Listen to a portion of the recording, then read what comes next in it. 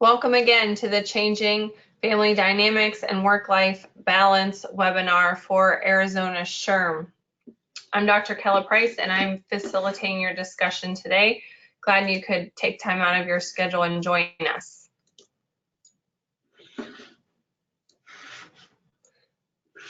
There are many benefits for work-life balance in your organization, and I've listed a few here that I wanted to touch on. These are the reasons that we really want to focus on giving the most for our employees. First, work-life balance helps us retain skilled staff. When people are satisfied with what's happening in the workplace, they are going to stay with your organization longer. This can also be a selling feature as an employer of choice by attracting new employees to your organization. When we have appropriate work-life balance programs that positively impact our employees' lives, you'll see an increase in staff morale and engagement in the workforce. And when there are instances that they have to take advantage of some of your programs, like after having a baby or an adoption, for example, there's going to be an increase in return to work after that parental leave. Finally, your organization is going to experience lower recruitment and training costs as a result of your company being recognized as an employer of choice and having less turnover. You will be able to retain that staff longer. Finally, two other benefits of work-life balance are reducing absenteeism and improving productivity of your employees.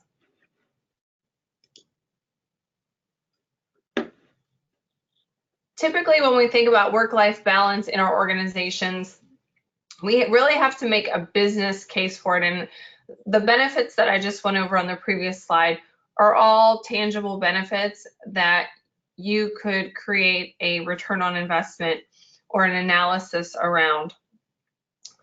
But work-life balance is really a part of having a healthy work environment for your employees and showing them genuine concern for the person as a whole. When we're able to create work-life balance, we reduce stress for our employees. And when employees have less stress, they are less subject to burnout. Burnout is caused from excessive stress over a long period of time and can create a lot of productivity, performance issues, engagement issues, as well as health issues for the employee. When we're looking at the workplace and how this impacts us directly, health issues that we could experience are injuries and fatigue that cause lower productivity or accidents, but also illness and absenteeism from our employees. Stress can cause hypertension, digestive troubles, chronic aches and pains,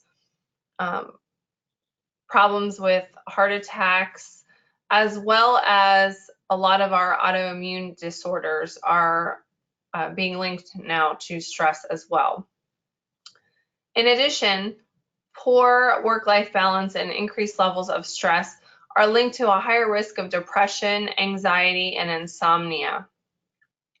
And some of the things that we might see in our employees when they have that high level of stress or burnout is fatigue, mood swings, irritability, and that decrease in work performance.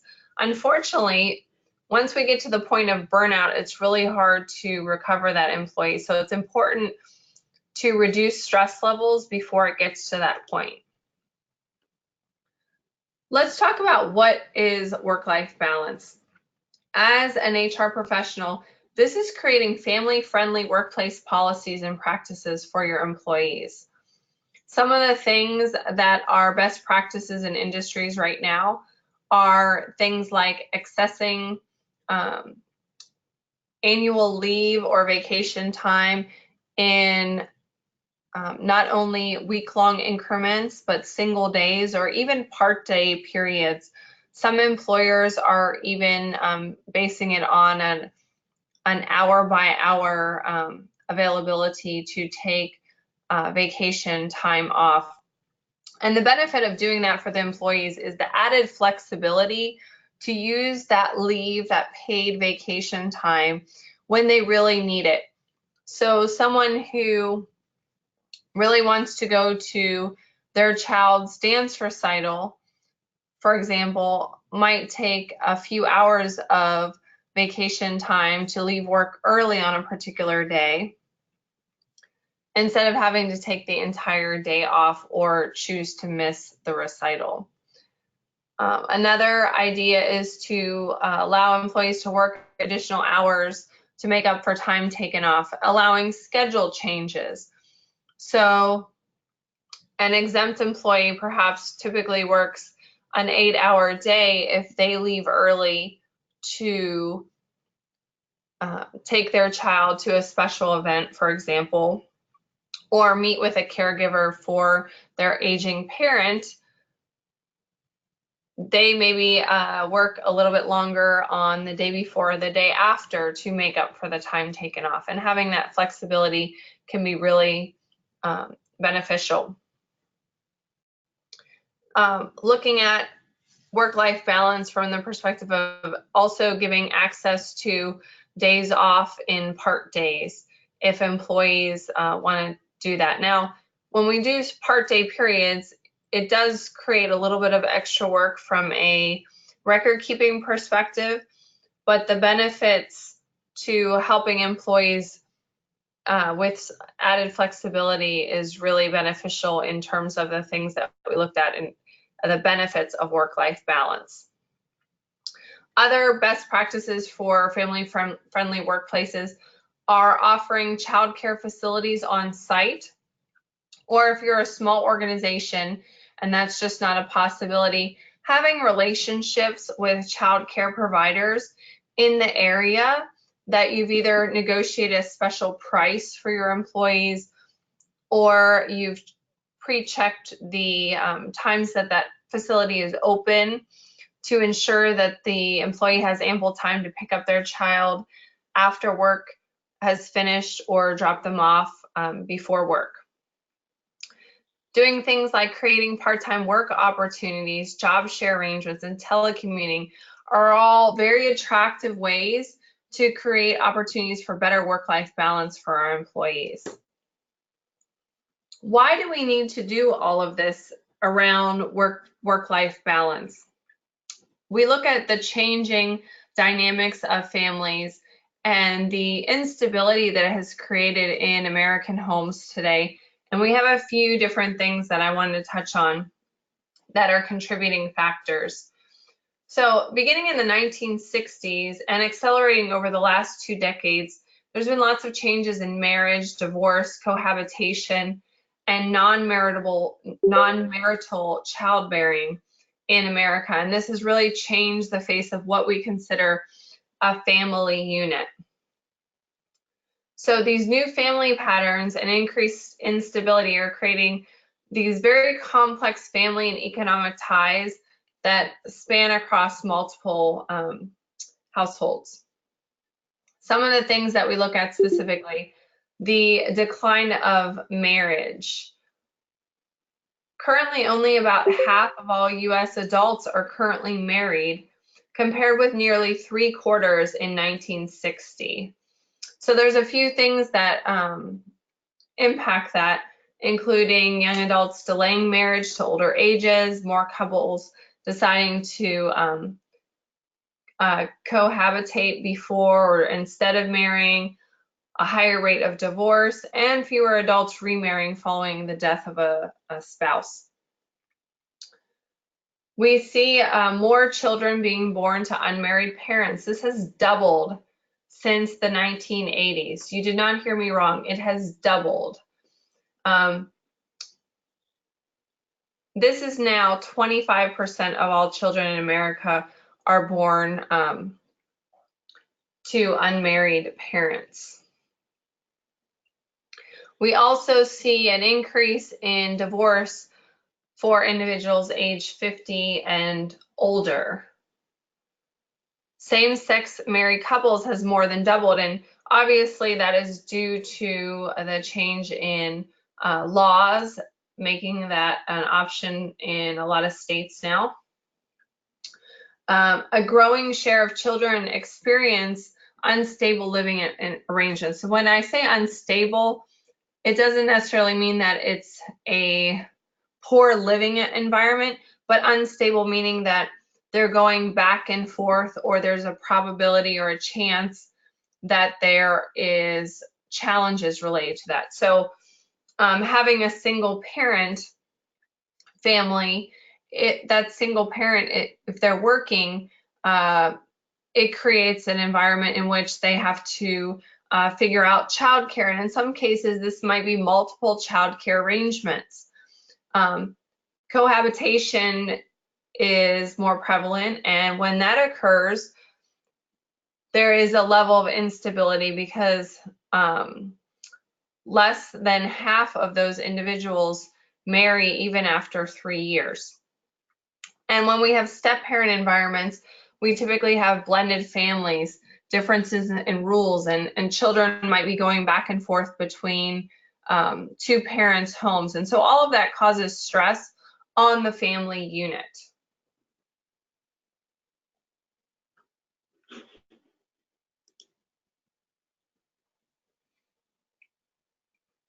I mentioned same-sex couples, more of them having becoming married, but also 2 in 5 gay or lesbian couples live in a house with children under age 18. So they're starting families, and this changes the dynamic in the workplace because of the requirements of having children and whether or not certain benefits are afforded to them in the workplace.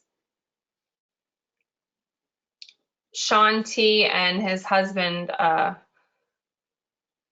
Sean Blocker, have been really in the spotlight as a icon for same-sex couples getting married, because this is something they were featured on the cover of Parent Magazine earlier this year with their children. This photo is from the cover of Parent Magazine. And the struggles that they have as a same-sex couple in terms of having children and going through that process of getting a surrogate pregnant and having the children and twins at that has really opened the eyes of America to some of the challenges that these couples experience. We, as I mentioned, have a growing diversity in family arrangements. Only 69% of children are in a 2-parent house. This is at an all-time low. And the number that are living with only 1 parent is up from 9% in 1960. So what does this mean for you as an employer? When you only have a single parent home and you're managing that household and the requirements of children, it definitely causes stress that could translate into workplace problems in terms of making sure that children have adequate childcare, dealing with issues when school is out, dealing with any challenges that just come with being a parent and the resources necessary, as well as the lack of support if you don't have a good support system. We also see a change in the number of working mothers. In 1975, 47% of mothers were in the labor force, and only about a third of those had children younger than 3 years old. Today, 70% of all mothers of children are in the workplace, and 64% of moms with preschool age children have jobs. Of those, 75% of all employed moms are working full-time. So this is not a part-time evening job. These are career women, and this has an impact on our workplace, whether that working mom is a single mom or in a two-parent family. There are some dynamics there that we need to consider in our HR policies.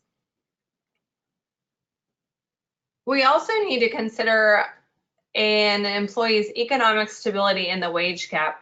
Consider that female-headed households still have a huge wage gap as related to males, their male counterparts, and both of those single parties, as single parties, are not earning the same as a married household.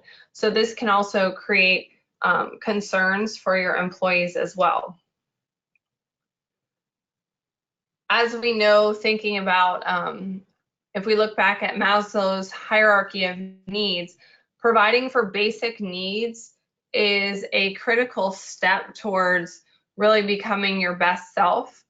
And individuals who aren't economically stable and are having a hard time meeting their family's basic expenses is a concern if you have entry-level employees or a number of employees that are working minimum wage.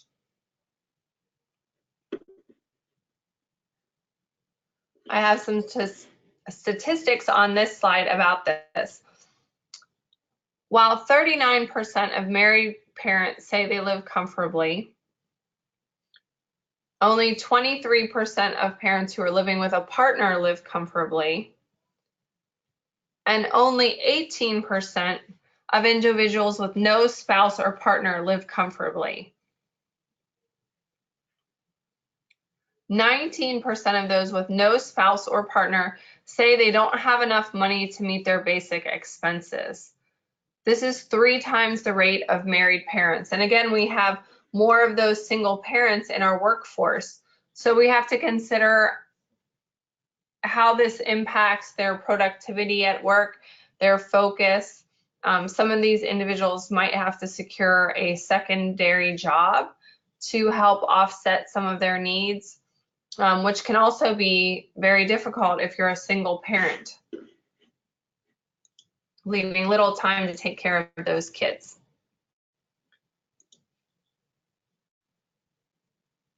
Regardless of if the parent or the employee has kids or doesn't have kids, whether they're in a relationship or married, employees today are stressed. More than 1 in 4 Americans indicate that they are super stressed.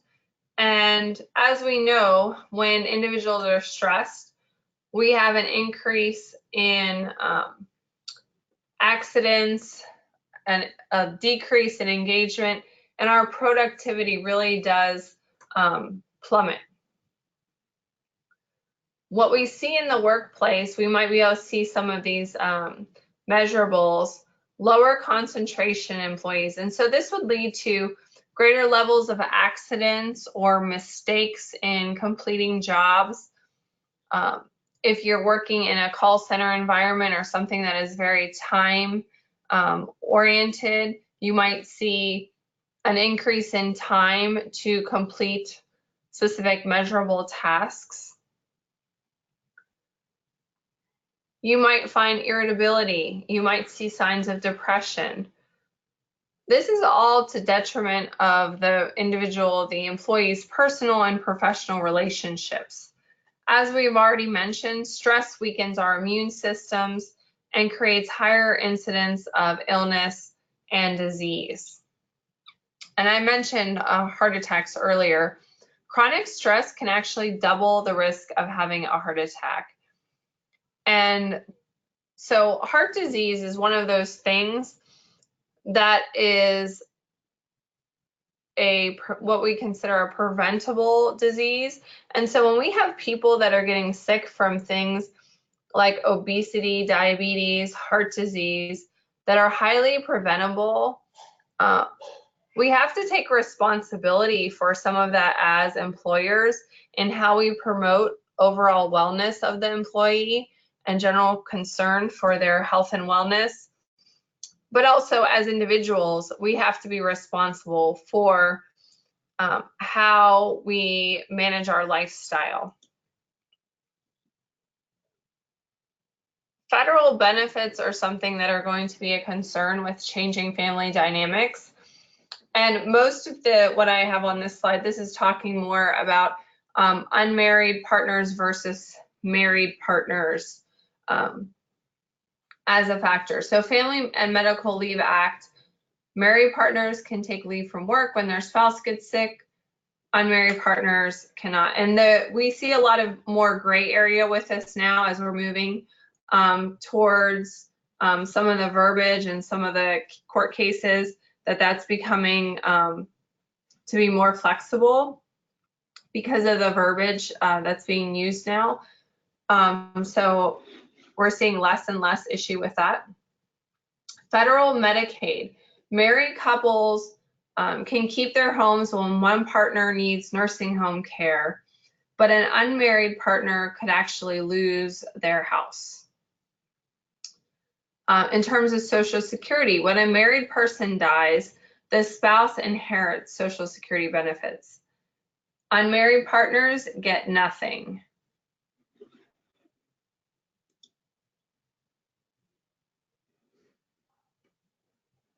Another concern with work-life balance and family dynamics is the issue of family responsibilities discrimination. So this is an umbrella term for workplace discrimination based on the biases of how employees with family caregiving responsibilities, whether they're male or female, will or should act. This is one of the things that this identifies is the assumption that new parents will not be as committed to their jobs or as reliable because of these new responsibilities. This could also include a belief by employers or people in leadership roles that mothers should be home with their children, that they should have that other priority. However, in HR, we just have to be cognizant in really making sure that individuals that are parents, particularly new parents and new moms, that they're taken care of in a legal and equitable way. And there's conversations with those individuals about what their desires are in terms of what their work should look like when they come back from maternity leave. Because if one of your managers is not acting appropriately on your behalf, you're going to end up in a lawsuit. There are several protections that these lawsuits would fall under, including Title VII, FMLA, ERISA, ADA, EPA, and Title IX.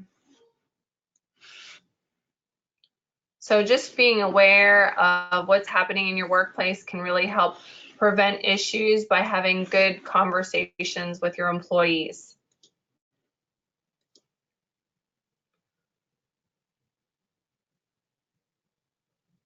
One of the things that we might see in terms of this FRD is that maternal wall bias. And typically how this is going to rear itself in your organization is that when someone's open for a promotion and they're not selected, the manager might cite that there's not a good fit. And that seems to be very typical of this type of bias. So if you hear that terminology with your managers as they're making hiring decisions or promotion decisions, that would be a sign that you need to have a conversation, just get some clarification on what exactly do they mean to make sure that there's not some sort of bias in place. Sometimes managers will try to offer more suitable employment roles. And what this looks like for women or new parents are that these jobs have little or no opportunity for advancement. So they might give them a part-time role, but it's not giving them any challenge or any opportunities to really utilize their skills or advance their career in the future with your organization. So as HR professionals, when we're dealing with individuals, we want to give them strategies to help reduce stress, because changing family dynamics and the requirements we have in our workplace are all going to cause stress on employees, regardless of their situation. So we can provide them tools to help them be more successful, not only in the workplace, but things that they can look at and act on in their personal life that can positively affect their work. So the first strategies that I want to talk about are keeping stress lower at work. And I have some tips here. The first is setting manageable goals each day. This is a basic function that I do every day. I take out my to-do list, which is like 6 pages long. And if you look at that to-do list, you can get stressed out just looking at it. So I set my manageable goals each day based on things, big projects I'm working on, and things that need to be accomplished. And I make myself a list for that particular day and prioritize those. We also want to be efficient with our time at work. Sometimes we procrastinate on something that we're not looking forward to, or something that's hard, and it tends to be insurmountable in our minds. So good project management is to break down those bigger tasks into smaller tasks. I'm a list person, so I cross those things off the list as I go, but I also start the hardest things in the morning when I'm fresh. Things that I put off till the end of the day need to be low in terms of analysis or mindful requirements, because I'm tapped out at a certain point, and so things late in the day need to require less critical thinking or decision making to complete. Employees can also give themselves small rewards upon completion of tasks, whether it's a quick 5-minute break to refill their water and stretch, or getting a cup of coffee from the break room. If an employee feels overwhelmed by routines and feels like they're falling behind, it's important that the managers have an open door policy to really have them someone that they can go to and discuss. As for flexibility, flex time and telecommuting are quickly becoming established as necessities in today's business world. And so many companies are experiencing that. Make sure your employees know if you have a flexible work time policy and what would be the requirements for getting involved with this.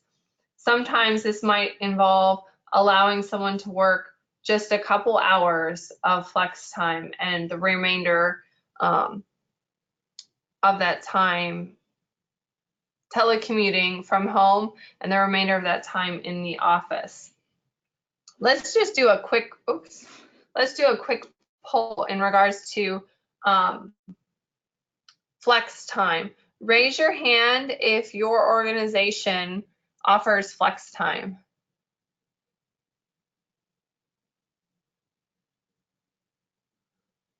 Not that many. I'm going to unmute. Erin, would you like to share what your company does in terms of the flex time? Hold on, I have to unmute you. Go ahead.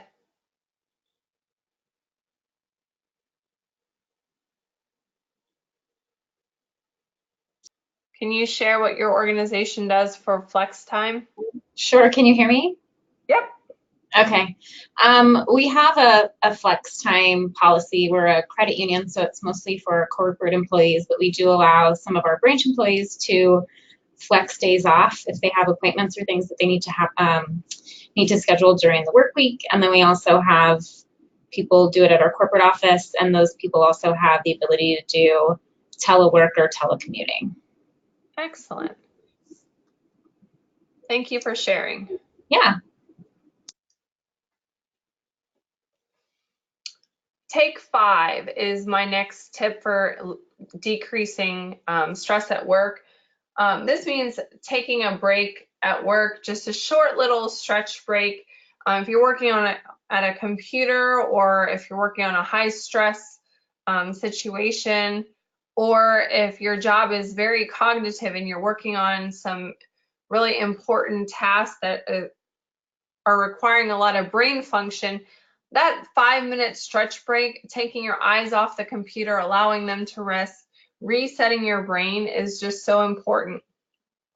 And if, as a fitness and nutrition coach, I'll also remind you that if you're drinking enough water, you'll need to take those regular breaks to use the restroom. So that will give you an opportunity to get up and stretch when you're refilling your water and using the restroom.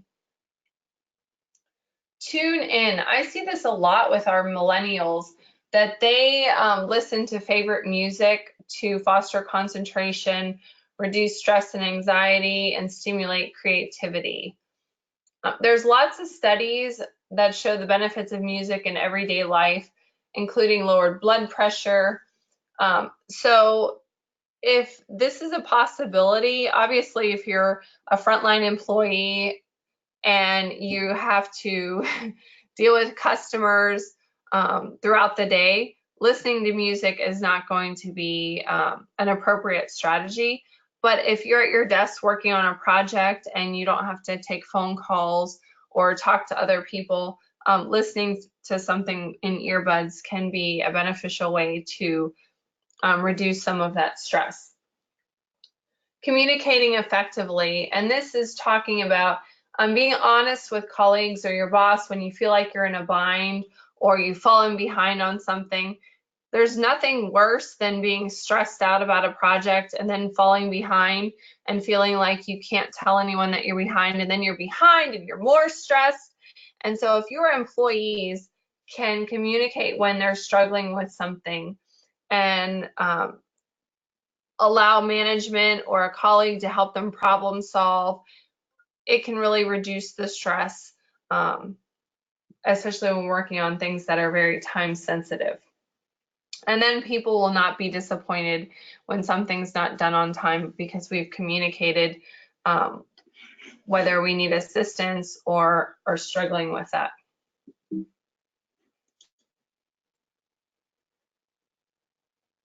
Give yourself a break, and that means not the 5-minute break. I'm talking about allowing yourself to be human and acknowledging that you can't do everything. If I set my expectation that I am going to finish my 6-page to-do list every day, well, I'm not being practical, and I'm really going to beat up on myself if I don't meet those goals.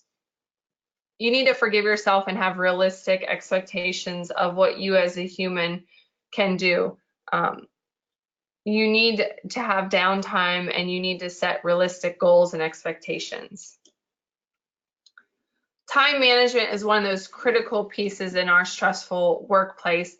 And here are some more tips that you can provide to your employees, as well as utilize and implement yourself to address some of those work-life balance pieces. And I find in my consulting, time management is one of those issues that a lot of people struggle with. And I get comments all the time, how do you do so much? Most of it's because of this list. Focus on what we call, Stephen Covey calls the big rocks. These are the things that make the biggest impact. They might be boulders in your life. They might be David and Goliath size stones, but they shouldn't be the little pebbles. Prioritize what you're working on and start with the most important tasks first.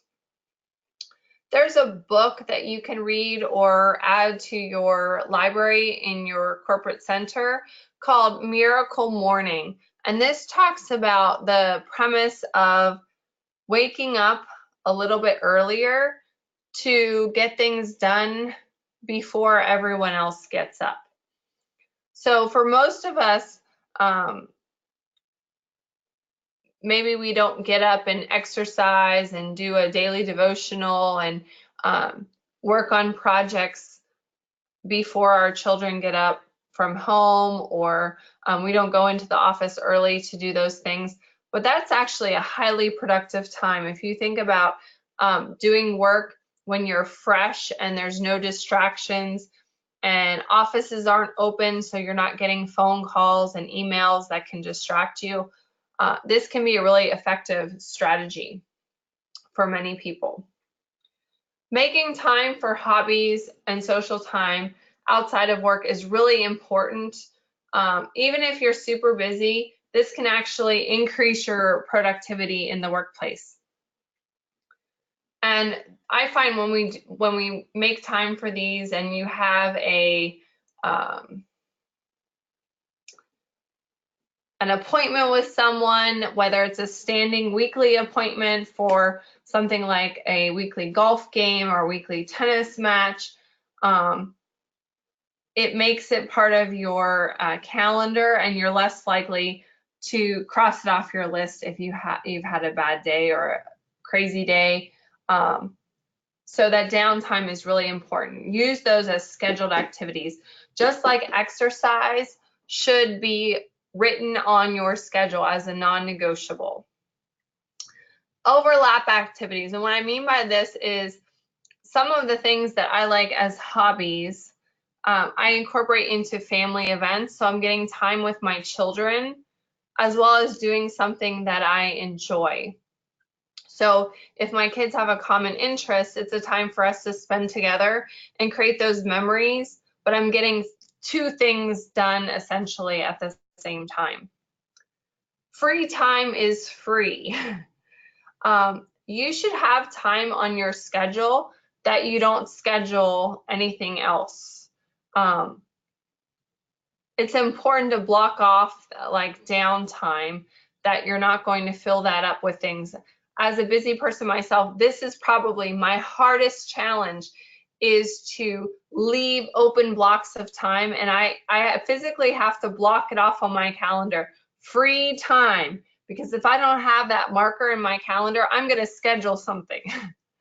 So schedule that downtime, that you have a few minutes to catch your breath, or if your appointments run over, you're not stressed, you have that little bit of flex time, that time to catch up on something that you enjoy, or just relax in peace for a few minutes.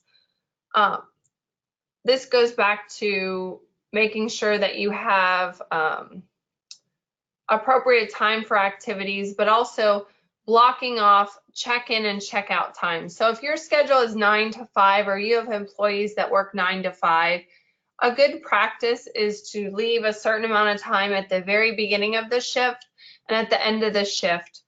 Depending on the complexity of the job, it could be 10 to 20 minutes, the beginning and end of each day. Checking in could be checking things in their email box, physically checking things in their inbox, following up on things from the previous day, returning phone calls, responding to emails, looking at reports. And the checkout time at the end of the day would be finishing up tasks that need to be done before you leave, checking the email again, returning any phone calls that you didn't return for the day, wrapping up so that at the end of a shift, you can leave and you don't have to stay over to do these tasks. You've wrapped things up already and you've scheduled that time in on your calendar. So don't schedule appointments that first 10 to 20 minutes or those last 10 to 20 minutes. Making commitments to leave on time, and this is a really helpful tool for me. If I have a job that I'm scheduled to do until 2 o'clock, I'm going to make an appointment to meet someone or my next event at 2:30. So I have to leave on time because I have another appointment, and this ensures that I'm not going to get started on another big project right before I'm trying to walk out the door, which delays my leave time. Unplug time is also another really important time management tool. Allowing yourself to unplug or walk away from your devices is so easy for us to do work all weekend if it's accessible on our phones. I make a policy on Sunday. I put my phone in my bathroom on the charger, and I might periodically walk by and just check in if I happen to be in there. But I'm definitely not going to carry my phone around with me. That's my reserved family time. Delegating chores or activities or planning to finish other things that you cannot delegate through the week or early on the weekend so that you can really enjoy your downtime. I don't like cleaning my house. That's a task I delegate. I've hired someone to do that. Things that I have to do are things that I do on my to-do list, but there are definitely things that we sort out or I try to get someone else to do so that I can enjoy my downtime. We've talked a lot about some of the stress reducers. Couple that I haven't mentioned already, divide and conquer. Discuss if you are not a single parent and you have household responsibilities, or even if you're a single parent and you have kids, divide and conquer the responsibilities for cleaning and cooking and doing tasks around the home so that it lowers your stress level overall. If you need additional support, get that support. Make sure your employees know what's available through the Employee Assistance Program and your health benefits. Staying active and treating your body right. This involves getting enough sleep, drinking enough water, eating right. These are all things, exercising, that will help lower your stress at home and ultimately lower your stress and improve your productivity at work. A few other tips that you can provide your employees about reducing stress is some transition time. Transition time, if you've had a rough day at work, talking to your employees about finding ways to unwind before they actually get home. My husband used to have a long commute, and that commute time he would crank up the tunes and relax so that when he got home he was fully present. I know people that stop at the gym on the way home to unwind. That transition time is really important. So if you have kids or a partner, you can be fully present when you arrive at home. Have a friend, colleague, or coach as a sounding board. This can be especially helpful. We also have the theme of having one late day. So encouraging employees, if you have a environment that have a lot of tasks going on and people frequently stay late, have them commit to just one late day. You don't need to expect you don't want employees to work till 8 o'clock at night every night. Have them commit to one late day and allow other nights them make a commitment to get out of work at a more reasonable hour. Practicing gratitude, whether that's meditation, writing in a journal, those can all be really helpful stress relief benefits. And they recently did a study that gratitude helps reduce anxiety and depression as well. Have good communication skills. So this is something, effective communication. Here we're talking about communicating with your partner. What do you need from them in terms of support at home? But the same thing goes in the workplace, using effective communication skills to communicate with your team if you need support or assistance. I think I've talked about most of these. It's important to set limits and have your employees set limits.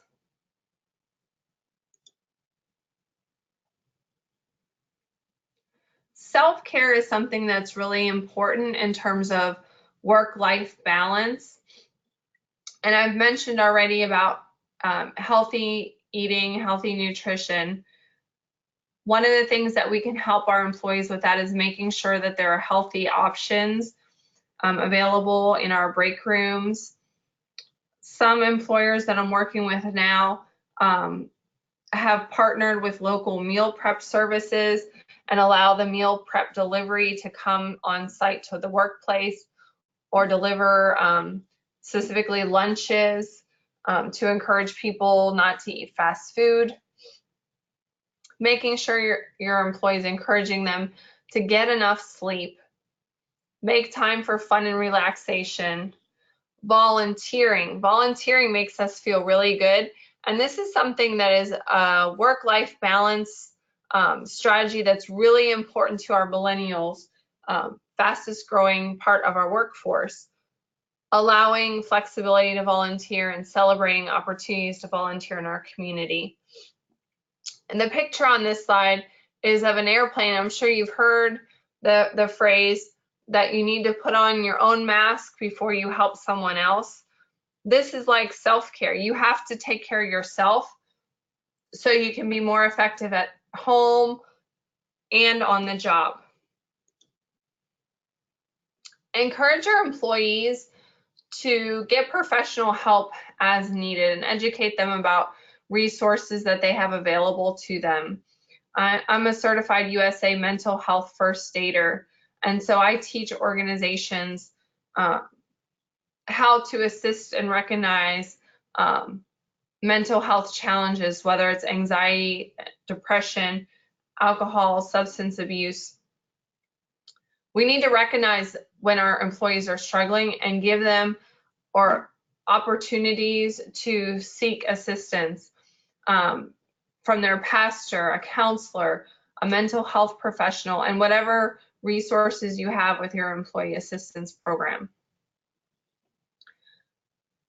So how do we develop a flexible workplace strategy? The first thing is to make sure once we have our strategy, we're communicating.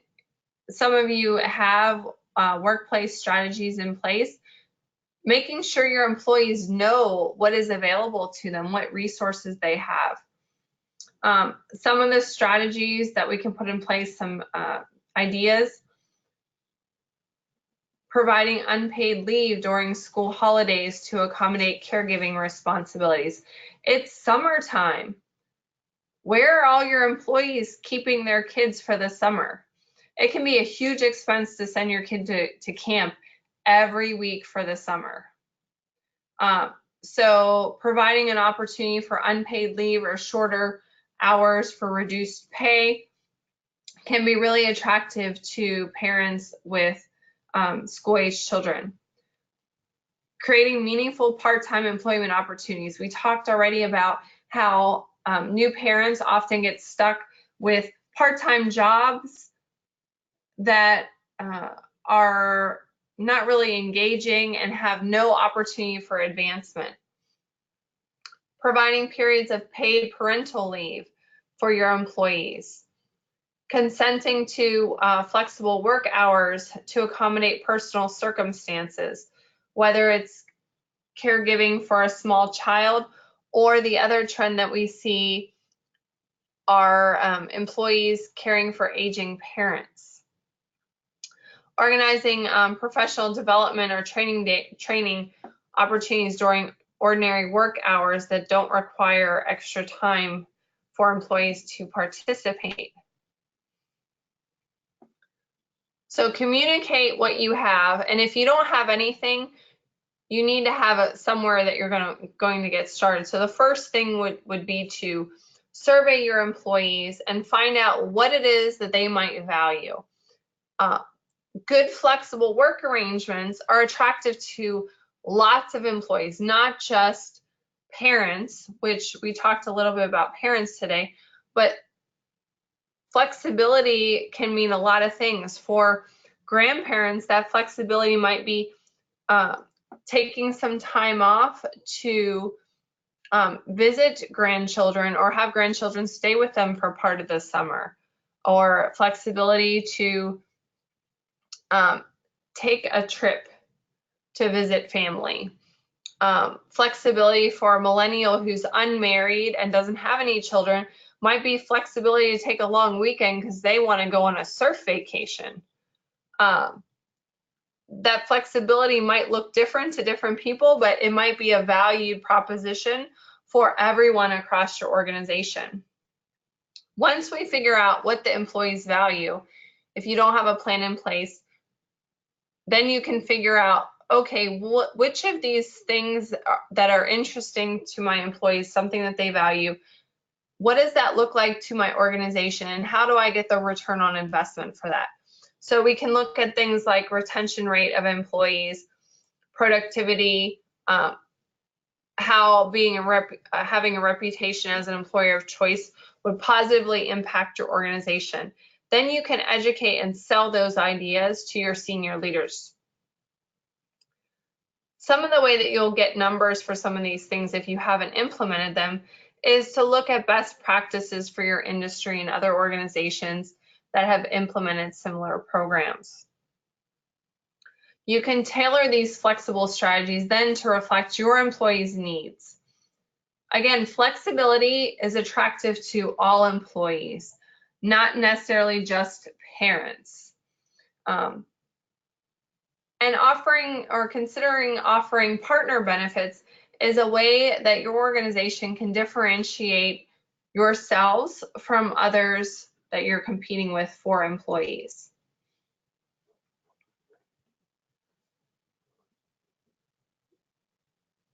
We want to promote work-life balance. And again, this looks like a lot of different things in a lot of different organizations. And we've talked about flexible scheduling and childcare already as just some of the ideas, having flexible time off. We also want to look at that wellness piece as a huge function of better employees or healthier employees. Making sure they have access to exercise. If you don't have an on-site gym, that's not a problem.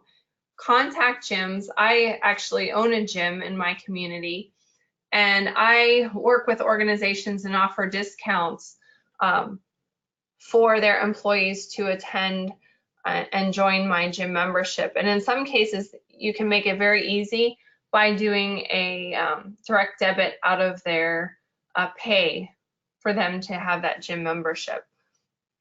Offering things like Fitbit challenges or different fun competitions, using technology that they already have, or self-reporting like scorekeeping, tally sheets to complete certain challenges. You can also get your workplace involved in things like community 5Ks. This provides your organization visibility in your community as an organization that values wellness, but a lot of those community events are for a specific charitable cause. So the participation has a twofold approach because you're supporting the community and a nonprofit organization, but you're also getting that health and wellness benefits for your employees and that good visibility for yourself. Offering things like company outings or team building is a great way to promote camaraderie and support outside of the workplace.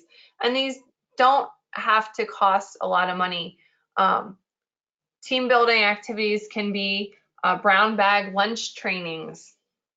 It can be fun little 5 or 10 minute activities that you design at the beginning of a meeting.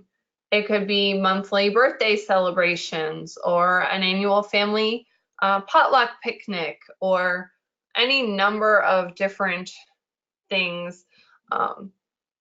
If your organization is close to a water park or an amusement park, sometimes it could be a day at the park in which you negotiate a lower ticket cost and employees can come and bring their families, and maybe you provide snacks or beverages or food at the event, but they get family time and community time with your business.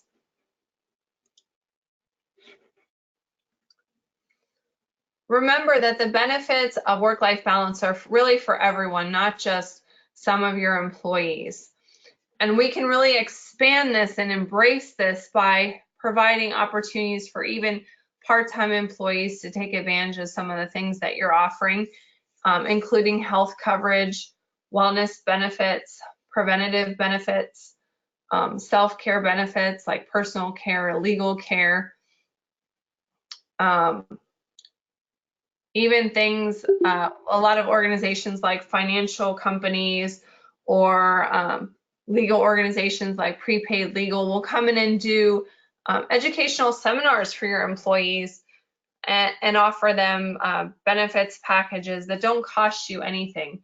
So you're providing them education, you're providing them an opportunity to meet one of those overall wellness goals, and it's free to you.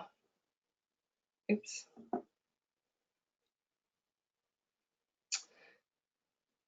Looking at your older employees, as we get closer to retirement age, consider retaining them as part-time or contractors, or use a phased retirement approach.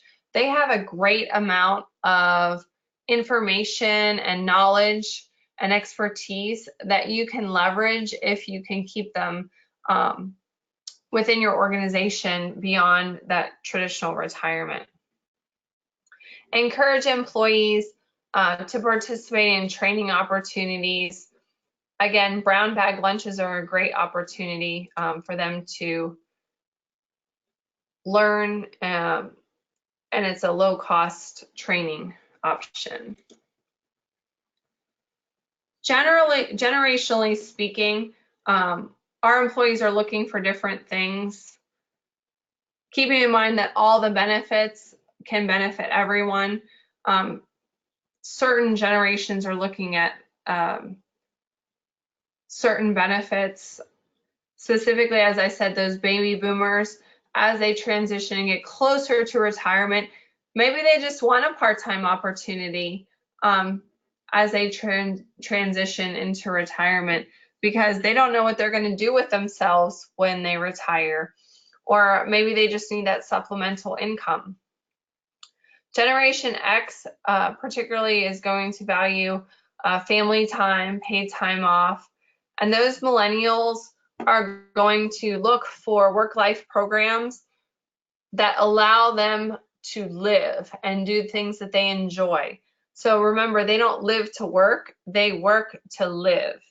And so they want a career path and career development opportunities that fit into how they see their ideal career path and how they see their ideal life. We want to maintain that balance in the workplace. And we have all these great ideas, and I went through some self-help type things and time management that you can incorporate into your workplace. It's important to walk the walk and talk the talk. Educate your employees, but really be a model for what balance looks like in the workplace. Providing some sort of consistency and encourage those opportunities for better work-life balance.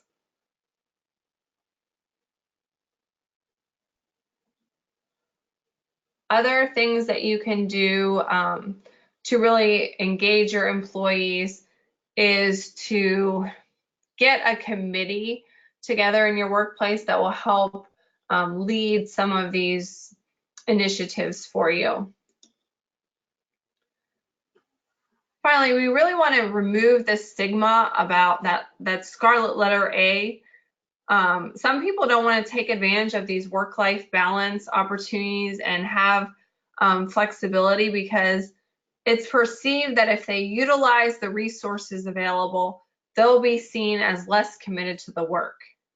And sometimes employees are reporting that they feel like your flexibility programs are unusable due to work demands.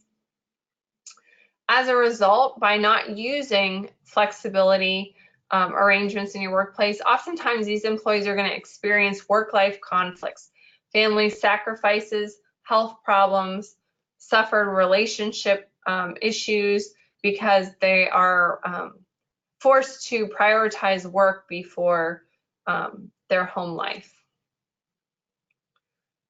So as HR professionals, we want to improve the perception that our employees have. Consider broadening your success matrix to build flexibility by measuring performance, quality, client and team satisfaction. Use project assignments, evaluations, and advancement decisions that are less contingent on time sacrifices. Limit travel as necessary and utilize evaluations like 360-degree evaluations to help hold leaders more accountable for fostering that work-life balance. Finally, we want to change the culture in some of our organizations of that natural overwork, that being overworked and staying late and being the first one in the office and the last one to leave is like this badge of honor, because it really isn't.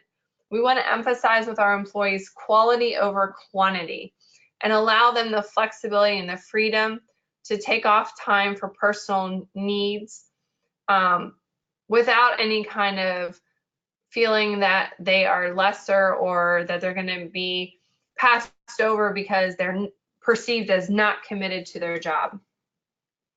Because the person who doesn't take advantage of those flexible arrangements is going to end up with burnout.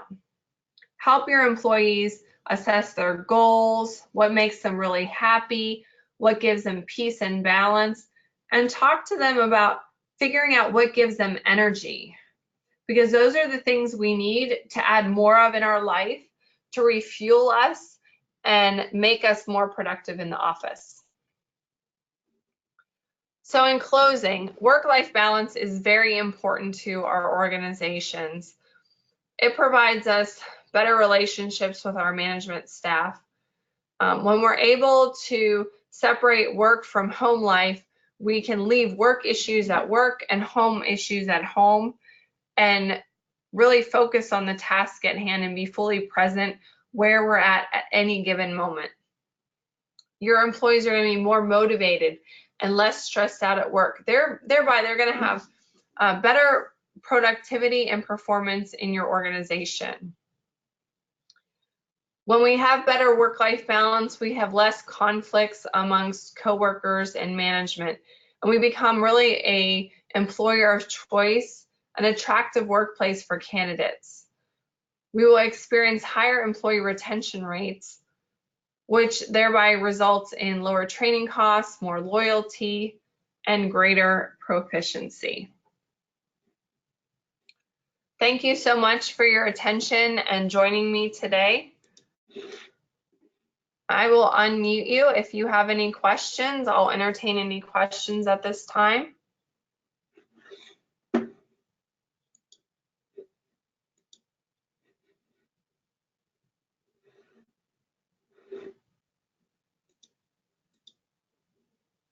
All right, this webinar has been recorded, and so it will be available soon on the AZ SHRM website for replay. So if you found it to be a valuable experience, feel free to pass on that link when it becomes available to your colleagues and share the information with them. Thank you so much for joining me. Have a great afternoon.